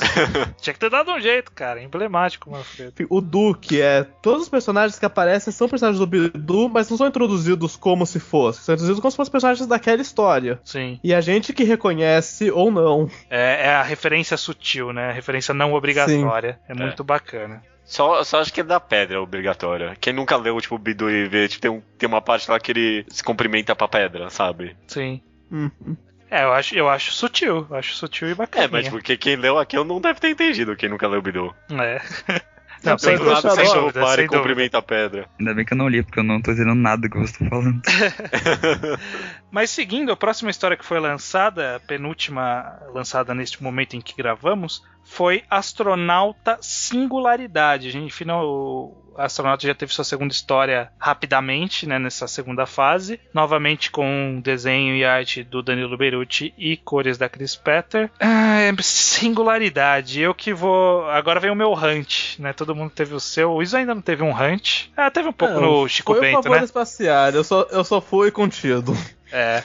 Porque a ideia de Astronauta Singularidade é trazer uma outra pegada para o astronauta, né? A gente ia ter uma pegada de missão, uma coisa mais de lidar com pessoas no espaço e tudo mais. Mas eu acho que, infelizmente, Astronauta Singularidade acabou pecando pela simplicidade de roteiro, e a simplicidade acabou se tornando simplória, problemática, porque é uma história muito boba de uma mulher. Tem a mulher, e tem o cara, e tem o vilão. E aí tem que salvar a mulher do vilão, e a roupa de astronauta da mulher tem que marcar as curvas dela, porque, né? Faz todo sentido ter a armadura da mulher ter o formato do seio e da bunda, porque, né, mulher, quando ela for usar a armadura de astronauta, tem que ter isso. E segue um caminho óbvio, é uma história óbvia, com um desfecho qualquer coisa. A arte é linda, mas é qualquer coisa, né, assim, na minha opinião, é qualquer coisa. O que vocês acharam, vocês que leram? Quem que leu? O Judeu só? Eu li.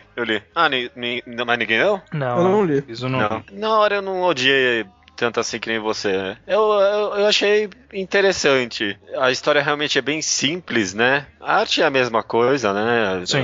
Alguns pontos talvez não tão legais. O conceito da nave era interessante, e aí teve alguns efeitos bem legais no meio, mas no geral acabou dando uma sensação que era não realista demais, sabe? Eu tava lendo e eu tô... É a mesma sensação de quando você percebe que é tela verde no cinema, sabe? Eu não sei como explicar como isso passa pros quadrinhos, mas é uma sensação parecida, sabe? E não deu uma meio sensação artificial, né? Uma história meio... conflito meio artificial, que é qualquer coisa, sabe? Tipo, é qualquer coisa. Eu acho que o pecou por ser qualquer coisa, infelizmente, né? Tava sendo uma sequência tão especial de histórias no Graphic MSP, né? Tirando o Chico Bento, que a gente viu que teve bastante problemas, e os problemas pontuais de cada um com nós aqui com a história. Mas, de forma geral, todo mundo acabou gostando da maioria, e aí chegou no Astronauta Magnetar e foi uma coisa meio decepcionante pra maioria das pessoas, né? Singularidade, no caso. Singularidade, né? No caso. Realmente. Pra não dizer que não teve nada, até que teve um... Eu gostei das cenas iniciais, que ele não tá querendo conversar com a psicóloga, sabe? Sim. Vai passando... É meio clichê isso, mas eu achei que caiu bem aqui, até dela passando o teste de Rorschach lá. Sim. E ele, tipo, dando as respostas mais óbvias, mesmo você vendo ali, fica óbvio que são os alienígenas, sabe? Que o astronauta Singularidade não peca é de não tentar fazer o Magnetar 2, né? Porque pelo menos o Danilo Beruti, ele teve a ideia de, tipo, vamos seguir outro caminho, sabe? É outra história. Porque se fosse fazer um Magnetar 2, sabe, ia ficar mais do mesmo. Ele optou por ser diferente, só que não pegou, né? Infelizmente. E um detalhe que eu meio que odiei, eu não odiei, mas achei muito desnecessário. É que eles estão tentando construir, tipo, o universo do astronauta, né? Então, tipo, deram um negócio que ele é um escolhido, sabe? Ele é o escolhido dos alienígenas e só por isso que ele consegue pilotar a nave e ninguém mais consegue, sabe? Nossa, eu não gostei disso, viu? Eu não gostei nem um pouco. Eu acho que, infelizmente, decepcionou. O Astronauta Singularidade. Mas a quadrinização é boa, que nem a outra. É a mesma coisa. Na verdade, eu acho que é até mais simples, né? Compor uma história, a quadrinização é mais simples. Tem uma cena de luta que eu acho uma cena meio whatever, por exemplo. Sabe? Nada demais. Talvez... Eu não sei, talvez porque... O roteiro acabou contribuindo, mas eu não tenho nenhuma memória de alguma cena memorável que nem eu tive com o Magnetar. Sabe? Sim. No Magnetar eu lembro... Eu não tô nem com ele aberto agora, mas eu lembro de uma parte que tem 4 faixas compridas em página dupla dele correndo atrás da ex-namorada dele, sabe? Sim. Tinha várias cenas memoráveis assim. Em Singularidade eu não lembro de nada desse tipo, por exemplo. E o que nos leva até o último quadrinho que saiu. Esse programa vai ficar datado assim que sair o próximo, que foi Penadinho Vida, pelo Paulo Crumbin e a Cristina Eiko, o casal do Quadrinhos A2. E eles fizeram aqui Penadinho Vida. O Leonardo já falou que não leu. Iso e Judeu leram? Não. Eu li. Li faz 20 minutos, eu tava lendo enquanto esperava o podcast começar. Olha aí. Faz 1h20. O que, perdão, isso quer dizer faz 1h40 minutos que eu li, desculpa. Ok. E o que você achou de Penadinho Vida? Eu gostei. O Penadinho sempre foi meu favorito do Maurício de Souza. Tipo, porque eu gostava do ser cada um monstro diferente e tudo. A história é simples, ela não é uma história muito tocante como Laços ou Caminhos, ou mesmo Magnetar. Não é uma história que realmente seja envolvente. Sim. Mas os personagens estão lá, explora bastante do negócio. A arte eu achei muito boa. Sim, o Penadinho sempre brilhando, né? Eu gosto muito do efeito de luz que eles usam, não só no Penadinho, como em vários outros. Sim. Do Fazer as Fantasmas Brilham. Parece que tá brilhando mesmo, né? É muito legal, porque tá no papel, mas dá a impressão que é uma luz brilhando. Que é fosforescente. Muito... Sim. Eu gosto que o Penadinho e a turma deles são retratados de maneira bem infantil, mas a Cegonha e a Dona Morte são retratados de maneira mais realista e majestosa, como se fossem duas pessoas muito importantes no cemitério. Sim. Que de fato são, né? São as... De fato são. É quem leva a gente pra lá e quem tira as pessoas de lá, né? É a vida e a morte. Então eles têm muito imponência no desenho comparado ao Zé Vampiro, o Frank, que são bem simplificados. Eu caí num plot twist de um dos personagens que aparece que eu não tava entendendo qual é que era, eu caí nesse plot twist. Eu tava sentindo falta de personagens, de repente, eita porra, eles estavam nessa história. Tem vários personagens que ele tem tipo uma referenciazinha aqui e ali e tal, eu acho bem legal. Eu gostei. Eu achei simples, não é uma das histórias mais complexas. Ele segue o caminho de aventura novamente, né? Tipo uma historinha de aventura. Temos que achar a namoradinha a namoradinha do Penadinho e tal. Aí cria um vilãozinho, cria uns antagonistas, uma situação mais complexa e tal. É bem simples, mas ao mesmo tempo eu acho que é bem feitinho. É tão bem feitinho que torna legal, por ser bem feitinho. Novamente ele tem uma arte bem característica. É muito legal, acho que provou que no Brasil não temos problemas com arte em quadrinho, porque todos têm, independente da história ser boa ou não, todos têm uma arte muito boa. Realmente, a seleção do que veio foi... Não deu pra reclamar de arte de nenhum, mesmo os que eu não gostei, né, sabe? Sim. Nem nada. Realmente.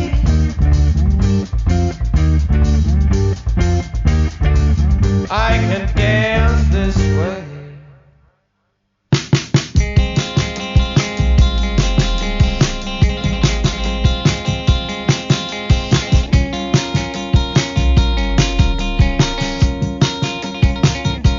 E esse foi o último que saiu até o momento, né? A gente tem promessa, vamos até discutir bem por cima, né? Sim. A promessa de que vai ter turma... Esse ano ainda. Vai ter Turma da Mata...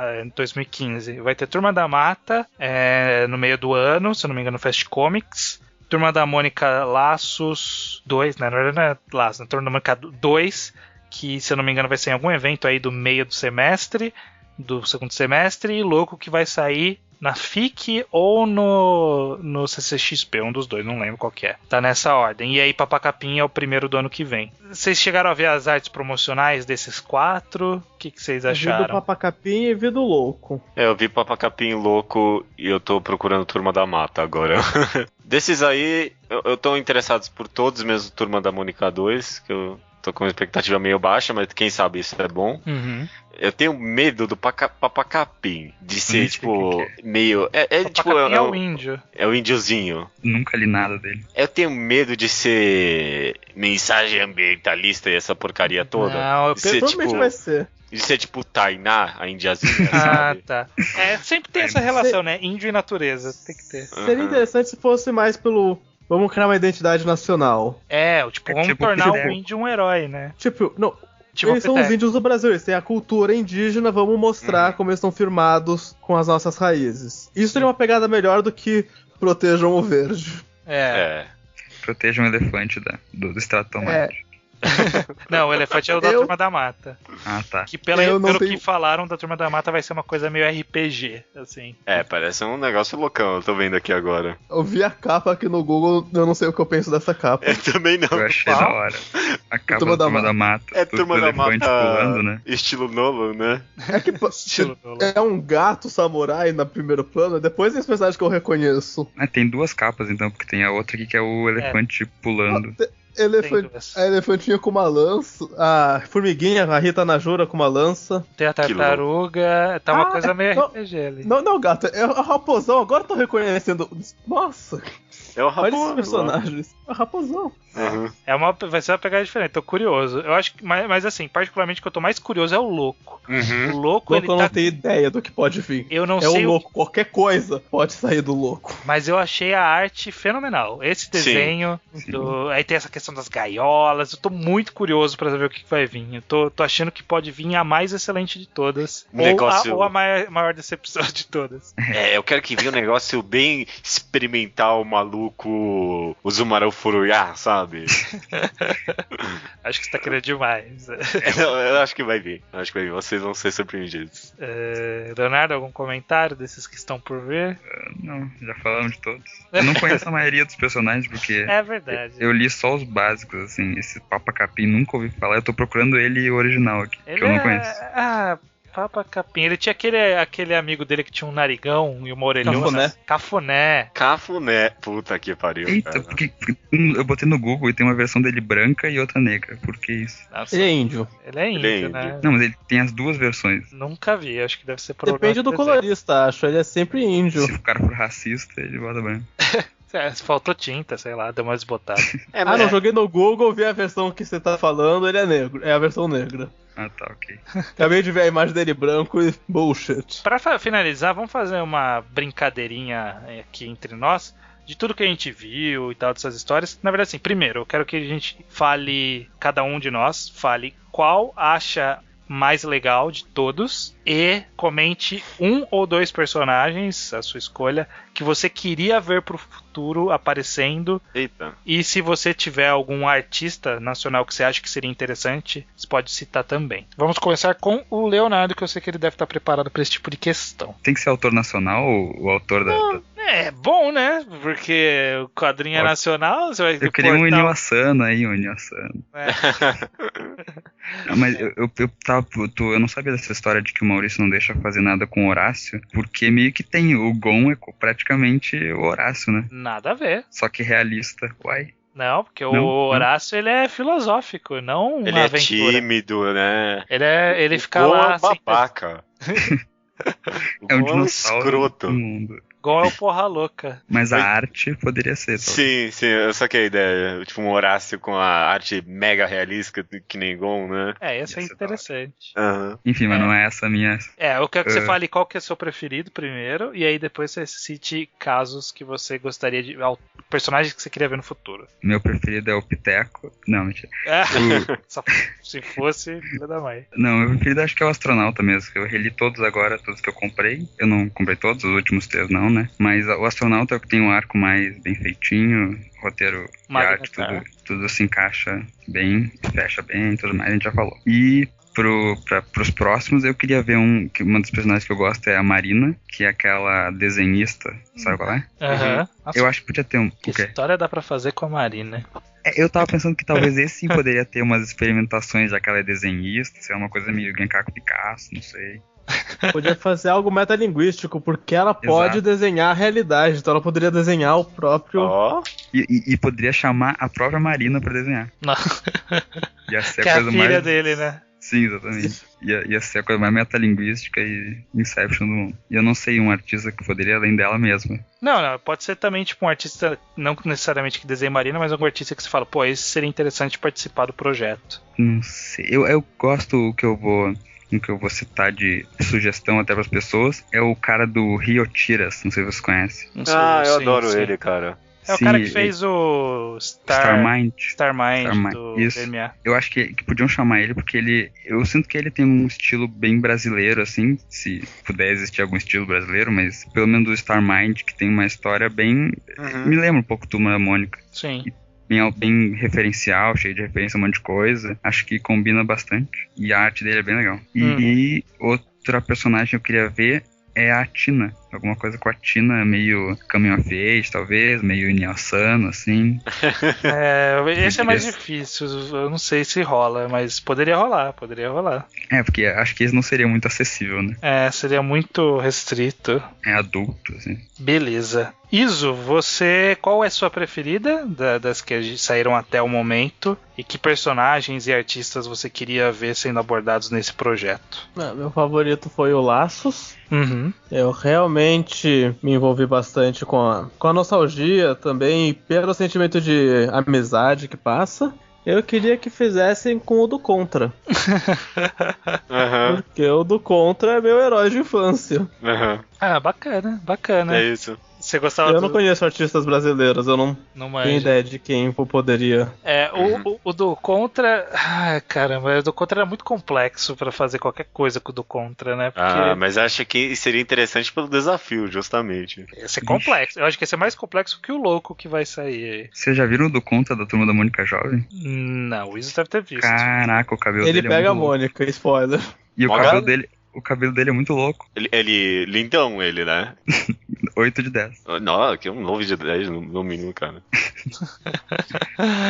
Beleza. Judeu, seu preferido e o que você gostaria de ver no futuro do Graphic MSP? Ok, meu favorito, acho que não esperava nem queria, mas acabou sendo o Bidu, incrivelmente, cara. Nossa, amei a história de Bidu, recomendo pra qualquer pessoa. Foi muito legal de ler. E acho que personagens que eu gostaria de ver que tivesse no Graphic MSP. Eu acho que só pelo desafio e de tentar fazer alguma coisa que, não sei, faça sentido com esse personagem, tipo, Capitão Feio. Puta, eu queria muito, cara. Era o que eu ia citar. Eu queria muito o Capitão Feio. Faz alguma coisa. O que vão fazer com o Capitão Feio, sabe? É isso que eu me pergunto. E eu acho que seria um desafio muito interessante, sabe? Podiam chamar o Ivan Reis. Fazer uma coisa realista. Super-herói. Dá pra tentar. No MSP 50 tem uma história do Orlandelli, do Capitão Feio, que ele tem uma arte meio de charge, assim, né? Talvez se ele trabalhasse melhor em forma de quadrinho, desse uma melhoradinha e tal, acho que dava pra fazer uma coisa meio charge, meio estranha, meio suja, assim. Eu acho que ia ser legal também. Eu acho que o Capitão Feio funcionava, assim, cara. O Capitão Feio ou o namorado da Magali, como é que era o nome dele? O isso aí. Quinzinho. Quem sabe fazer um Shogokeki no Soma com o Quinzinho? Nossa, nunca tinha ouvido falar desse Quinzinho. Era muito secundário. Padeiro, né? Namorado padeiro, né? Namorado padeiro. Por isso. Estereótipo. A Magali não gosta dele, ele só dá pão de graça pra ela e ela tira vantagem do gordinho. É super cruel. É triste cruel. Mesmo, é triste. Você tem algum quadrinista que você conhece? Não, eu não conheço bem bastante de quadrinho nacional. Quem eu conheci já foi citado aí. Quem você conhecia desenhou coisas do... justamente. Qual que é o meu preferido? Eu acho que é o Magnetar pelo impacto de ter sido o primeiro que eu li e dessa pegada toda. Mas eu vou dizer que eu gostei tanto quanto quase todos, assim. Tirando o Astronauta Singularidade, que eu achei abaixo, eu acho que todos eles seguem meio que um padrão grande de qualidade. Então tá bacana, todos. Artistas que eu queria ver participando, eu queria ver os Gêmeos fazendo alguma coisa para a Turma da Mônica, o Moon e o Bá, Gabriel Bá e o Fábio Moon, que eles fizeram Gabriel Bá e Fábio Moon. Tem certeza? Quase certeza. Okay. Tô olhando aqui, acabei de abrir. Fábio Moon e Gabriel Bá. É que eu falei fora de ordem e você confundiu, mas os nomes estão certos. Eu tô olhando aqui no verso do MSP50, que é o único que eu tenho. Artista que seria interessante. Olha, tem uma história da Erika Wano. Erika Wano, eu acho que ficaria interessante. Ela poderia fazer, de fato, um mangá da Turma da Mônica. Fica essa ideia pro futuro. Personagens, eu acho que funcionaria alguma história. Queria que fosse uma história meio que realista, na verdade uma coisa meio Constantine, meio Sandman, de Anjinho e Nicodemo. Acho que rolava. Capitão Feio era o que eu ia citar, que eu acho que poderia funcionar também. E eu acho que seria interessante, mas é que o Bidu Caminhos ele fez algo similar, mas seria interessante um quadrinho do Humberto. Alguma coisa do Humberto. Agora que você comentou, realmente, eu só imaginaria algo que já foi feito em Bidu, né? Não sei como, mas acho que o Humberto dava pra fazer alguma coisa. Que o Bidu já fez, mas acho que dava pra aproveitar. Eu desafio alguém a fazer o Titi. Nossa, Titi não tem personalidade própria. Exatamente por isso. Porque ele é detestável. Ninguém gosta do Titi. É um personagem escroto, sabe? Ninguém gosta do TV Luizão. Olha, eu vou falar que ninguém gosta do Humberto, na verdade. Ah, eu gosto do Humberto. Porque o Humberto não foi pra Turma da Mônica jovem. Não foi pra Turma da Mônica jovem, que ia dar muito trabalho. A única criança da turma que não aparece nem de figuração é o Humberto. Que dó. Aparece o Seu Juca. Não sei nada. Parece o Seu Juca, aparece o Titi. O Seu Juca ia ser engraçado. Eu não sei como fazer uma história dele, mas dele se fudendo com os outros personagens, sabe? Tipo. Não, aí já é underground demais. O Seu Juca não é underground, pô. Várias histórias legais do Seu Juca. O Isis deve concordar comigo. Seu Juca, ele me lembra o vizinho do Denis, o Pimentinha. Lembra mesmo. Seu Wilson. Ou o Lula Molusco, é um cara. Só que tá lá, porque ele tá de boa. Vê esse protagonista chato, encher o saco dele. O Dudu é muito chato mesmo, né? Mas defendo também uma história dos animais do bairro do Limoeiro. Fazer um Floquinho, Chauvinista, Mingau, Monicão. Mingau. Monicão. Melhor nome, né? Acho que podia rolar. Nossa, o Monicão ele é tipo aquele bicho do Fullmetal, tá ligado? Nossa. Aquela mina do Fullmetal. Quimera. Isso é uma quimera da Mônica, caraca. Que dó. Que bizarro. É uma quimera da Mônica. Quimera da Mônica. Mas é mesmo, agora que você comentou. Que é. Mas tá começando a ficar limitado os personagens da Turma da Mônica, que são histórias fazíveis, sabe? Vai fazer uma história do Zé Luiz, sabe? Tipo, não tem história do Zé Luiz, sabe? Claro que tem. Qual que é a história do Zé Luiz? Tudo tem história. Eu não sei, mas, porra, eu não sou eu que tô roteirizando. Eu acho que deve ter alguma coisa interessante, porque ele é mais velho e só anda com as criancinhas, sabe? Uma história, tipo, derrotada dele. Manda e-mail pra MSP, Judeu. Eu posso roteirizar já. Eu procurei aqui uma lista de personagens e eu descobri que a irmã do Chaveco tem nome também, Chabel. Mas ela aparece no Laços. Eu sei, mas eu não sabia que ela tinha nome. Eu sei que namorada do Cascão. Ela se tornou recorrente Chabel depois. Lorota. Chapéu o quê? Chabel Lorota. Chabel Lorota. E no Laços ela tá bonita, né? Caramba. Eu tô confundindo. Nossa, eu não sei nada de Mônica, eu sou muito noob. Eu achava que a Chabel é aquela namorada do Cascão. Não, essa é a Maria... essa é a Cascuda. Maria Cascuda. Maria Cascuda. Beleza. Acho que tem histórias boas pra fazer. Dá pra fazer um hentai com a Chabel. Olha, aí sim, viu, cara? Não pode. O Maurício de Souza não vai deixar. Mas tem outro jeito. Uma hora ele morre, né? Uma hora ele morre. Ai, que maldade. Quando que vira coisa pro público? 60 anos depois que ele morre. Não, às vezes é mais até. Os caras podem lutar. Se os caras fizerem um jeitinho lá de registrar no nome de uma empresa, que nem o Disney fez lá. Tem como fazer uns... Mas enfim. Mas eu acho que 100 anos, não importa se o cara tá vivo ou morto, se for 100 anos já era. Não tem essa. Acho que não é isso não. O Mickey não virou coisa pública esses dias? Não. Sabe quando é que Mickey Mouse vai virar imagem pública? Quando? Daqui a 130 anos. E provavelmente mais depois. Daqui a 130 anos ninguém mais vai lembrar quem que é o Mickey. Bom, beleza. Valeu. Foi bacana essa jornada da Graphic MSP. Bastante coisa interessante saiu. Algumas a gente não gostou. Cada um teve a sua não preferida aí no meio. Sim. Mas eu acho que todos concordamos que é uma iniciativa muito legal. E que venham mais, né? Que venham mais. Pode vir mais. Até tô achando que tá vindo pouco. Manda mais que não, tá calma pouco. Que eu não tenho dinheiro, calma que eu não tenho dinheiro. Porra, R$30 a cada 3 meses, cara. Eu não tenho R$30, né, a cada um ano. Muito obrigado a todos pela participação. Nos vemos no futuro em outros podcasts. Esse podcast não tem encerrado. Agradeço o convite. Eu também.